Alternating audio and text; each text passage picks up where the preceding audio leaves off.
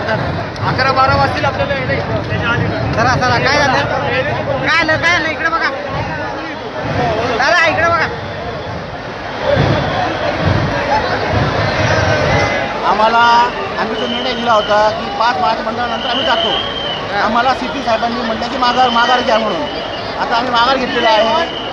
वेळेवर निघालो, नेहमीपेक्षा वेळेवर निघालो आहोत. तरी पण आहे तसं सिच्युएशन आहे. मंडळांना मध्ये घुसले, तुम्ही मागे बघू शकता 2-2 मंडळामध्ये घुसवलेले आहेत पोलिसांनी.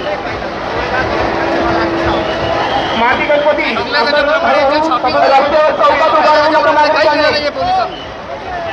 चौकाकडे चालेल.